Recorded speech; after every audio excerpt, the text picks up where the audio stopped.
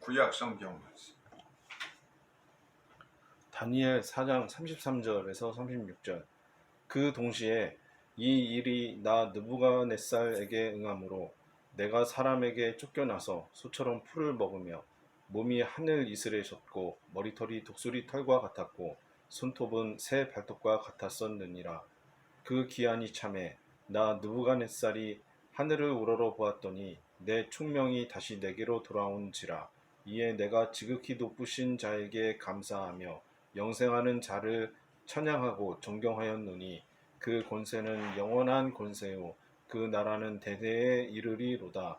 땅의 모든 거민을 없는 것 같이 여기시며 하늘의 군사에게든지 땅의 거민에게든지 그는 자기 뜻대로 행하시나니 누가 그의 손을 금하든지 혹시 이르기를 내가 무엇을 하느냐 할 자가 없도다.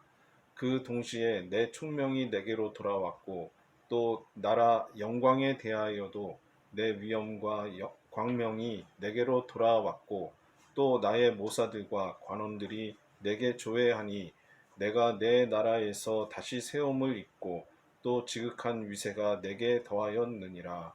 이것은 주님의 말씀입니다. 하나님 감사합니다. 아멘. 신약 성경의 복음서의 말씀. 마태복음 66장 24절. 이에 예수께서 제자들에게 이르시되 아무든지 나를 따라오려거든 자기를 부인하고 자기 십자가를 지고 나를 쫓을 것이니라. 이것은 주님의 말씀입니다. 하나님 감사합니다. 아멘. 절제하면 총명이 돌아온다 라는 제목으로 말씀드립니다. 절제해야 총명이 온다.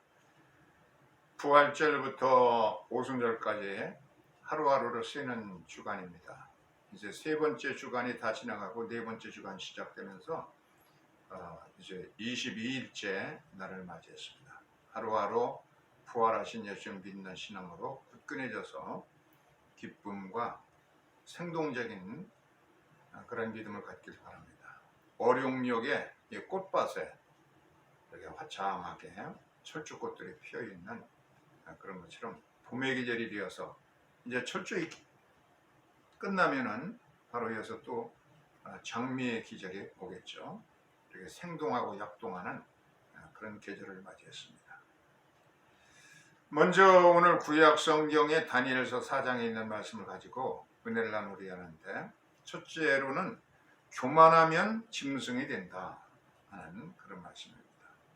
다니엘서 4장 29절에 12달이 지난 후에 내가 바벨론 왕궁 지붕에 거닐세, 이런 말씀이 되어 있는데, 바벨론 그 유프라테스 티그리스 강이 이제 합쳐서 흘러가는 그 강가에 바빌론이 건설되었습니다.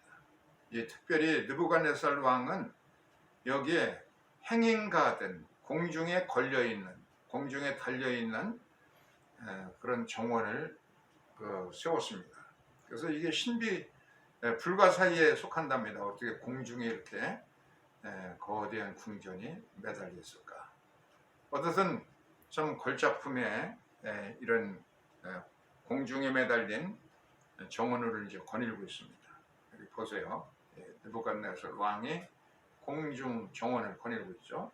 그러면서 자기가 지은 이 바벨론의 도시를 내려다봅니다. 아주 정교하게 잘 바둑판 모양으로 정비되어 있는 이 바벨론, 이것은 내가 내 능력과 권세로서 건설했구나. 내 위엄이 영광이 나타나는 것이 아니냐 하면서 자기의 업적, 자기의 치적, 자기의 이 바벨론 성읍을 만들고 행인가 된 공중에 걸려있는 정원을 만든 이 모든 것을 스스로 자화자찬하면서 그런 교만한 마음을 갖게 되었습니다. 그 순간에 왕위에서 쫓겨나서 소처럼 풀 먹으면서 지냈다는 겁니다. 7년의 세월을 이렇게 들판에서 소처럼, 소가 풀을 먹으면서도 이 풀에도 기운이 많은가 보죠. 쇠고기 같은 질 좋은 고기를 만들으니까 소가 풀만 먹고, 이 느부갓네살도 짐승처럼 왕인 신분의 짐승처럼 이렇게 들의 풀, 야채들을 먹고 때로는 풀 속에는 여러 가지 이제 약초도 있잖아요. 산삼 같은 그런 것도 그냥 우적우적 씹어 먹기도 하고 그러면서 7년의 세월을 지냈다는 겁니다. 사람이 느부갓네살 왕처럼 교만하게 되면은 자기 자화자찬에 빠지고 자기의 자랑만 생각하고 그러다 보면 교만해져서 짐승 같은, 사람들을 가리켜서 교만하면 짐승 같다. 아유 저 짐승 같으니까 그렇게 말하잖아요. 실질적으로 느부갓네살 왕이 짐승이 되어버렸어요. 그래서 기어다니면서 풀을 뜯어먹고 그러면서 7년의 세월을 지나게 됩니다. 두 번째 살펴볼 것은 절제하면은 총명이 돌아온다 하는 겁니다. 다니엘서 4장 34절에 보면 그 기한이 참에 7년이라는 기간이 지나갔습니다. 7년 동안을 식물만 먹고 풀만 먹고 자랐습니다. 풀이 전부 굉장히 좀 자양분도 있고 소도 풀만 먹으면서도 질 좋은 쇠고기를 만들어내는 것처럼 이렇게 느부갓네살 왕이 권자에서 밀려나가지고서는 풀을 먹고 거기에는 이제 풀 가운데는 이제 뭐 무슨 약초도 있어요. 약초도 먹고 삼산 같은 그런 것도 먹고 그러면서 7년의 세월 동안을 보냅니다. 나 느부갓네살 왕이 하늘을 우러러 보았더니 내 총명이 다시 내게로 돌아온지라. 하늘을 우러러서 짐승들은 그냥 땅만 보고 계속 사는 거 아니에요. 근데 사람들은 이렇게 고개를 쳐들어서 위를 볼 수가 있습니다. 그래서 하늘을 우러르는 순간에 다시 총명이 들어오게 됐습니다. 7년에 절제하면서 얼마나 그냥 혈기도 없어지고 그냥 소가지를 부리던 자기의 위세를 부리고 그러던 것도 이제 없어지고 식물성만 그렇게 7년을 먹었으니까 하늘의 이슬을 받아 먹고 그렇게 7년의 세월을 지나다 보니까 이제 어느 날 겸손해져 가지고서는 보세요. 이 사람이 짐승들과 살다가 고개를 들어서 하늘을 우러러보는 순간에 총명이 그에게 다시 찾아오게 되었습니다. 그래서 총명이 찾아오니까 내가 왜 이 왕인데 이러고 있어? 그래서 자기의 벗어났던 왕복을 다 걸쳐 입고 그리고 당당하게 자기의 임금으로서의 훌도 쥐고 임금의 그냥 징표를 다 가지고 있는 겁니다.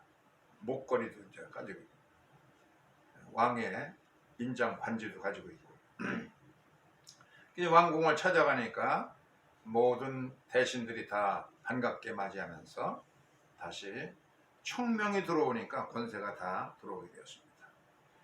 김성은 목사가 영양군 사동면에서 목회를 할 때 거기를 한번 찾아갔는데 이 낙동강 상류 지역이 흘러가는 아주 절경입니다. 여기가 이 두 물줄기가 이제 만나 가지고서는 거기에 이제 청명산이 있는데요. 청명산이 있는 양쪽에서 이제 계곡에서 물이 흘러 가지고 두 시냇물이 맞아 가지고 모아져서 안동댐으로 이렇게 가는 그런 곳입니다. 거기에 이제 무슨 산이냐면 청량산이라는 유명한 산이 있어요. 높기도 하고 여기에서 이태계가 수련을 하였다고 하는 그런 유명한 곳입니다. 아주 절경이에요. 산도 멋있고 아주 경치도 대단합니다. 그런데 그 바로 강 건너에는 뭐가 있느냐면은 이런 산이 있는데 이 산 중턱에 거의 정상 가까운 곳에 그 유명한 카페가 있다고 해요. 거기를 이제 운전하고 가서 거기서 카페에서 차도 마시고 밥도 지어줘서 정성도 그렇게 지은 밥도 먹고 그랬던 적이 있어요. 이곳이 이제 오렌지 향기는 바람에 날리고 라고 하는 지금은 아주 유명한 카페가 되었습니다. 여기에 사연을 쭉 그 여자 주인이 할머니가 얘기하는데 자기 남편이 서울에서 직장 생활하면서 사업을 아주 잘해가지고 성공해가지고 성공적인 사업가가 됐는데 그냥 사형 선고를 받았다는 거예요. 무슨 암병이 걸려가지고 고칠 수 없다는 진단을 받고 살기 위해서 이 산수가 수려한 곳에 찾아와가지고 화전민이 버리고 간 빈집을 이제 고쳐가지고 거기서 살게 되었습니다. 그래서 이 화전민이 버리고 간 텃밭에서 일도 하고 또 이 산에 올라가가지고 약초도 캐먹고 산야초를 먹고 그러면서 이제 밭도 일구고 화전민이 버리고 간 땅을 개간해서 거기 이제 감자도 심고 감자를 수확기가 되면은 후미를 가지고서 감자를 캐기도 하고 그리고 물건을 그냥 밑에서부터 올라고 그러면 손으로 전부 가져올 수가 없으니까 지게지는 것도 배우고 또 겨울이 되면 이제 불도 떼야 되니까 마른 나뭇가지를 이제 주워다가 떼야 되니까 지게질도 배우고 완전히 그냥 참 그 시골에 서울에 있을 때는 높은 지에 있을 때는 개돼지라고 생각했던 시골 사람들이 이를 전부 배워서 할 수밖에 없게 되었습니다. 열심히 땀 흘려서 일하다 보니까 이렇게 땅을 일구고 엉겅퀴 가시덤불과 싸우고 자기 부인도 이렇게 물도 길어다주고 그러면서 이렇게 정말 개돼지처럼 일하게 되었습니다. 그래서 이제 서울에서 동료들과 친구들 그리고 가족들이 살아있는 포교역까지 찾아와서 보니까 아주 건강해졌거든요. 죽을 사람이 이렇게 살아났으니까 그냥 전부 신기하게 여기면서 점점 손님이 늘어가지고 퇴직금 받은 거, 서울에 집 파는 거 이런 걸 전부 여기다가 펜션을 짓게 됩니다. 자기가 살기 위해 집어줬는데 찾아오는 사람이 너무 많다 보니까 다른 사람 이제 빌려주기도 하고 옆에다가 이제 손님들을 위해서 또 펜션을 이제 지어가지고서 아주 유명한 펜션이 되었습니다. 그래서 여기에 들어가려고 그러면 1년 전에 예약을 해야 돼요. 이 카페 이름이 오렌지 향기는 바람에 날리고 라고 하는 곳인데 아주 그냥 멋있게 집도 잘 지어놓고요. 그 안에 들어가 보니까 이 오렌지 향기는 바람에 날리고 라는 이제 높은 산 속에 있는 숲 속에 있는 카페에 들어가면은 이렇게 되어 있어요. 벽들이 통째로 유리로 통유리로 되어 가지고 바깥 경관이 다 내려다 보이는데 이제 그 할머니가 산에서 채취하는 그런 거 가지고 이제 무슨 차를 이제 끓여줍니다. 그것도 마시고 그 유리창 밖으로 이제 청량산이 내려다 보입니다. 그래서 양쪽에서 두 줄기의 강물이 이제 마주치는 그런 곳에 있기 때문에 아주 청량산 전체와 낙동강 두 냇물이 만나는 이 장면이 보이는 곳은 바로 그 자리밖에 없다는 거예요. 그러니까 명당 자리를 그 자리가 명당을 찾아서 오는 것은 아닌데 살기 위해서 그냥 산속에 찾아오니까 버려진 화전민이 버리고 간 농막이 있어서 거기서 이제 귀가하면서 그 자리에다가 이제 펜션을 짓고 그러다 보니까 아주 절경의 장소인 겁니다. 밖에 나가봐도 밭에서 봐도 이렇게 아주 경관이 수려한 그런 곳이 가을이면 가을대로 멋있고 봄, 여름, 가을, 겨울 아름다운 그런 곳입니다. 그 소문이 나니까 동료들과 친구들, 친척들 이런 사람들이 이제 찾아와가지고 이게 명당짜리 왜 명당이냐면 이 참 경관도 명당이지만 죽을 사람이 살아났으니까 건강하게 이렇게 다니면서 산 약초를 뜯어다가 오는 손님들 대접해주고 밥도 해주고 그러니까 야 죽을 사람을 살리는 명당짜리구나. 실질적으로 거기 이제 명당짜리이기도 한데 그렇다. 아주 여기서 사진도 찍고 그랬는데 그 사진 아무리 쳐도 나오질 않아요. 이렇게 서울에 있을 때 참 농촌 사람들 생각할 때 괴돼지라고 생각했는데 자기도 가축들이 하나하나 늘고 서울에 손님 들어오면 또 이렇게 삼겹살을 구워서 주고 그러다 보니까 가축들을 키우게 돼요.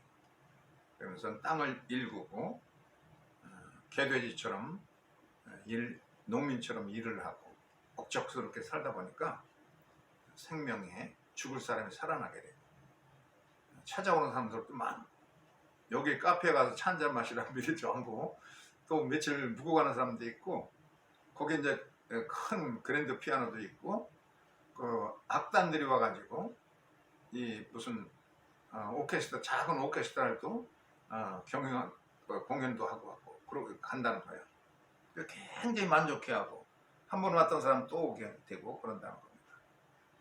이 죽을 사람도 느부갓네살 왕처럼 풀을 뜯어먹고 산자초를 뜯어먹고 그러면 겸손해져가지고 혈기도 없어지고 당뇨도 없어지고 고혈압도 없어지고 열심히 땀을 일하니까 이 열심히 일하게 되면은 이제 다시 절제하는 인생을 살다 보니까 다시 총명을 얻어가지고 건강한 삶, 남을 도우면서 생명을 건지는 일에 유익함을 줄 수 있는 그런 죽을 인생들이 살리는 그런 명당 자리에서 사람들 모시고 손님을 귀하게 여기게 됐다. 이렇게 사람이 절제하면 살아납니다. 총명이 다시 들어오는 거예요. 그래서 세 번째는 총명이 돌아오면 위세를 다시 회복하게 됩니다. 다니엘서 4장 36절을 한번 읽어보세요. 다니엘서 4장 36절을 읽어보세요. 그 동시에 내 총명이 내게로 돌아왔고 또 나라 영광에 대하여도 내 위엄과 광명이 내게로 돌아왔고 또 나의 모사들과 관원들이 내게 조회하니 내가 내 나라에서 다시 세움을 입고 또 지극한 위세가 내게 더하였느니라. 예, 이렇게 총명이 들어오니까 언제 총명이 들어왔느냐? 7년 동안을 산자초를 뜯어먹고 하늘의 이슬을 받아먹고 그렇게 하면서 참 겸손하게 절식을 하고 절제하는 삶을 살으니까 그러니까 총명이 다시 들어와서 그 시간이 7년의 시간이 지나갔습니다. 혈기도 없어지고 교만 떨던 것도 없어지고 온유하고 겸손하니까 다시 총명이 찾아오게 되었고 그래서 다시 왕위를 회복하게 되고 이렇게 전에 같이 있었던 고관 대작들이 다시 다 와서 전보다 더 든든한 왕위를 얻게 되어서 나라가 크게 성황하게 되었다고 말하고 있습니다. 네 번째 생각해볼 말씀은 제대로 알지 못하는 백성은 망한다 하는 것입니다. 사람도 교만하면은 짐승같이 되고 병들어 죽지만은 겸손해지면 절칙하고 절제하게 되면 다시 총명이 오듯이 이 백성들도 국민들도 그렇습니다. 국민들도 제대로 알고 알아야 면장도 하고 알아야 뭐 군수도 하고 도지사도 하고 대통령도 할지 알지 못하면 참 국민 전체가 어리무탕한다는 겁니다. 호세아서 4장 1절 빨간 것이 다 같이 한번 읽어봅시다. 이 땅에는 진실도 없고 인애도 없고 하나님을 아는 지식도 없고. 다음 말씀 호세아서 4장 6절 읽어보세요. 내 백성이 지식이 없으므로 망하는 듯다. 예, 지식이 없는 알지 못하는 백성은 망한다. 알아야 면장한다는 얘기 있잖아요. 예, 지식이 있어가지고 바른 지식이 있어야 통치도 제대로 할 수가 있는 것이고 대통령 노릇도 제대로 하고 국회의원도 제대로 할 수가 있고 공무원도 제대로 할 수가 있고 국민도 깨닫는 깨우친 그런 시민들이 조직된 힘을 가지고 있어야 그 나라도 잘 된다. 깨우치지 못한 국민들은 참 어눌해져가지고 결국은 나라가 그냥 한번 선진국에 진입했다가도 금방 순식간에 추락해버린다는 얘기예요. 국민도 지식의 연사를 가져서 깨우침을 입고 깨닫는 시민의 조직된 힘을 가져야 그 나라가 부강하게 된다. 지난번에 한번 말씀드렸는데 이사벨라 버크라고 하는 영국인이 귀족 출신인데 한국에 4번 동안 방문하면서 이렇게 배를 타고서 한강을 거슬러 올라가면서 양수리 두물머리에서 남한강을 쭉 지나가면서 여주, 단양, 충주까지 이렇게 가서 또 조랑말도 같이 태워가지고 다니면서 육지에 갈 때는 또 조랑말을 타고 다니면서 한국의 곳곳을 이렇게 구경하고 또 다시 양수리까지 와가지고 또 북한강을 거슬려서 청평과 춘천까지 가서 거기서 또 조랑말을 타고서 금강산을 구경하고 원산까지 가서 여기 보세요. 이제 북부지 원산에서 동해안을 거슬러 올라가서 블라디보스톡 국경을 넘어서 블라디보스톡과 사로프 이 시베리아 지역까지 이제 가보니까 거기에 한국 사람들이 가서 정착촌을 이루고 있다는 거예요. 예. 목단강 이짝으로 목단강이라는 그 도시도 있잖아요. 이 연해주 지역 이런 지역에도 한국 사람들이 가서 살고 있는데 거기 버려진 땅을 개간해 가지고 농사도 잘 짓고 집도 아주 잘 짓고 그 아주 그 당시에 그 지역에 브라디보스톡이나 사로프 이 지역의 상권을 완전히 지배하고 있더라는 거야. 당당하고 이 조선 사람이 그래서 깜짝 놀랐어요. 이사벨리의 이 버드 여사가 도대체 어떻게 된 건가? 이게 분명히 조선 사람들인데 한반도에 있는 조선 사람들은 늘 기가 죽어가지고서는 그냥 어깨를 이렇게 쭉 누리들이고 그렇게 살았는데 양반들과 또 이 관리 탐관오리들에게 짓눌려 가지고서 이렇게 늘 그냥 주눅 들어 가지고서는 이렇게 살았는데 근데 여기에는 왜 이렇게 이 사람들이 기세당당하게 이렇게 중국 사람들과 러시아 사람들 제쳐놓고 저렇게 당당하게 살고 있는가 생각해 보니까 단 한 가지 지배계층들 이런 지배계층 양반들과 이 탐관오리들이 관리들이 그냥 이 평민들의 피를 그냥 쪽쪽 빨아먹는 흡혈귀 같은 그런 사람들이라는 거야. 이 이사벨라 버드 여사가 서양 사람들이 눈에 비치는 건 참 중립적으로 잘 봤을 거 아니겠어요? 이 눈에 비춰진 거 보면은 한국의 양반들, 이 지배계층들, 관리들, 탐관오리들에 아주 주눅이 들어가지고 늘 등신같이 이렇게 그냥 굽시거리고 그냥 그렇게 살던 사람이 여기에 이제 국경을 넘어서서 개척지에 오니까 거기에 이제 양반도 없고 부패한 관리들도 없으니까 거기서 그냥 자기 마음껏 기량을 발휘하고 자율적이고 창의적이고 독창적으로 일을 하다 보니까 당시에 그 지배층을 이루면서 당당하게 살고 있더라는 겁니다. 이렇게 큰 차이가 있다는 것을 이 사람이 깨닫게 됩니다. 그런데 최근 우리가 주목하는 나라가 있는데 여기 보세요.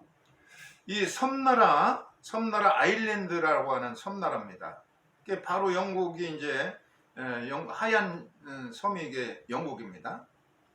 근데 아일랜드는 영국의 식민 통치를 800년 이상을 이제 식민지로 지배를 받았어요. 그래서 이 아일랜드 사람들은 옛날 독립 국가였는데 혈통도 다르고 켈트족이고 그래서 영국 사람은 전혀 다른 그런 독립 국가를 이루고 왕국을 이루었는데 영국의 이제 지배를 받아 식민 통치를 받으면서 그렇게 살아온 겁니다. 800년 이상을 식민지로 살아오면서 영국 사람들이 와서 그냥 정말로 흡혈귀 같이 모든 걸 그냥 빨아먹고 그래서 그 인구가 850만까지 되셨는데 인구가 그냥 3분의 1로 줄고 지금은 350만밖에 안 되는데 그래도 그냥 와서 식량도 뺏어가고 그런다는 거야. 그렇게 무섭게 흡혈귀 같이 영국 사람 뺏어갔다는 거야. 식민 통치를 받으면서. 그러다가 이 나라가 이제 그 1949년도에 독립을 하게 되었어요. 그러면서 이제 자립하게 되는데 26개 주가 이제 독립국가를 이루게 되죠. 그랬는데 이제 독립하면서부터 이들이 정말 이제 자기를 괴롭히던 흡혈귀에 영국 사람이 못 써지니까 어떻게 되느냐면 2010년도 2008년도부터 영국을 능가하게 돼서 경제 규모가 GDP가 영국보다 더 높아지기 시작해가지고 2018년도에는 7만 불이 되고 영국을 그냥 배는 그냥 능가하게 되고 작년도 2022년도에는 10만 불이 넘게 됐어요. 영국은 완전히 그냥 아주 짜부가 돼가지고 아주 아주 이제 못 사는 나라가 돼가지고 영국 사람들이 방학만 되면 휴가를 전부 여고 와서 즐긴다는 거야. 이렇게 뭐가 이렇게 달라졌는가? 이제 우리 조선 사람들이 국경을 넘어서 이렇게 시베리아, 연해주에 사는 사람들은 그냥 당당하게 창의적으로 살아가는 것처럼 이렇게 이 똑같은 현상이 아일랜드 섬나라 사람들에게 있었다는 거예요. 그렇게 800년 동안 식민지 통치를 받을 때는 흡혈귀 같이 그냥 뺏어가지고 주눅 들면서 살다가 이제 독립국가를 이루게 되니까 순식간에 영국을 따라잡고 이제는 배도 넘도록 10만 불 넘는 이런 GDP를 자랑해요. 세계 두 번째 잘 사는 나라가 됐어요. 그 얼마나 달라집니까 이게.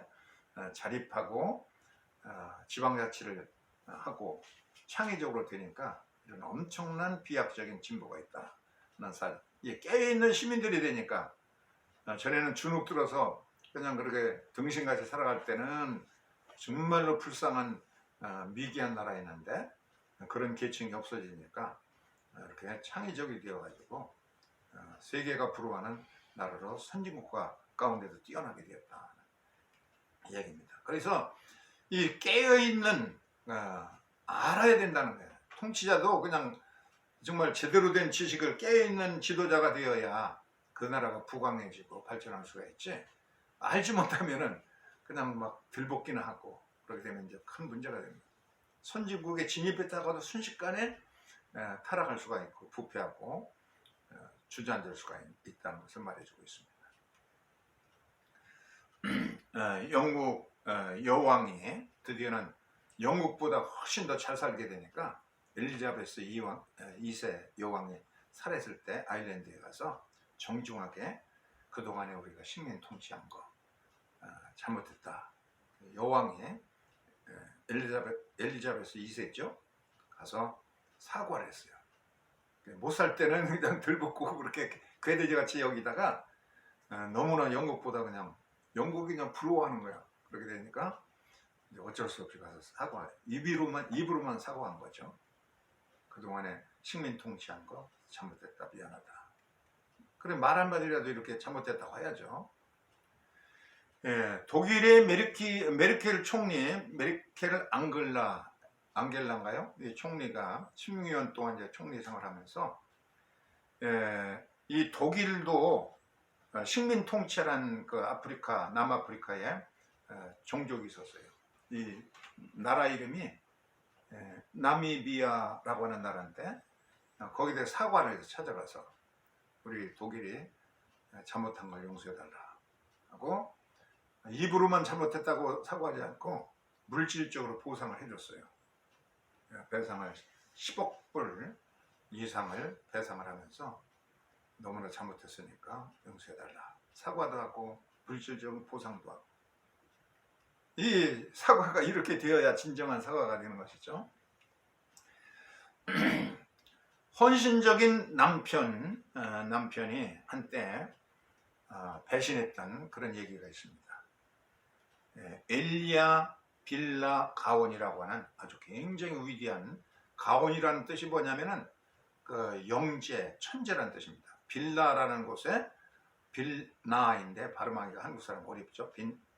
빌나의 가온인데 아주 영특한 인물이 지도자가 있었어요. 엘리야라고 합니다. 이 사람이 1777년도에 오스만 터키의 지배를 받고 있는 팔레스타인에 가서 그래서 거기에 새로운 공동체를 일구려고 두 번이나 결심을 해가 두 번째 이제 가려고 이제 한국에서 출발해 가지고서는 이 암스테르담에 가서 2주 동안을 거주하게 되었습니다.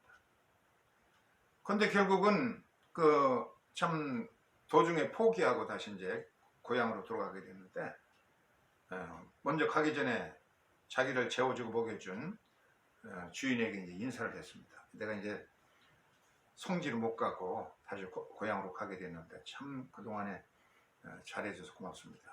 그랬더니 그 집주인이 떠나기 전에 나에게 좀 축복 좀 해주십시오. 내 생활을 개선할 수 있도록 좀 좋은 말씀을 해주십시오. 그러니까 오히려 빌라 가온이 내가 여기서 2주간 동안 묵으면서 본 모든 것에 난 감동을 너무 받아서 팔레스타인으로 가는 걸 중단하고 고향으로 가서 내 집으로 가야 되겠다. 너무 인상 깊었는데 한 가지 꼭 물어보고 싶은 것이 있다. 주인께서는 늘 매일 아침에 일어나서 당신 아내에게 발을 따뜻한 물로 씻겨주기 위해서 대에다가 따뜻한 물을 가지고 와서 또 이렇게 따뜻한 커피를 끓이고 가지고 꽃도 이렇게 장식하고 그래가지고 발을 닦아드리고 그러는데 그게 무슨 특별한 이유라도 있습니까? 그래 물어봤어요. 그랬더니 주인이 말합니다. 나는 본래 젊어서 유명한 학자였답니다. 그래서 명연설자가 되어서 사방에 초청받아서 가서 연설을 했는데 어떤 부자가 감동을 받고 내 연설에 부장을 받고서 은혜를 받고서 자기의 딸과 약혼을 청해서 그렇게 하겠다고 했습니다.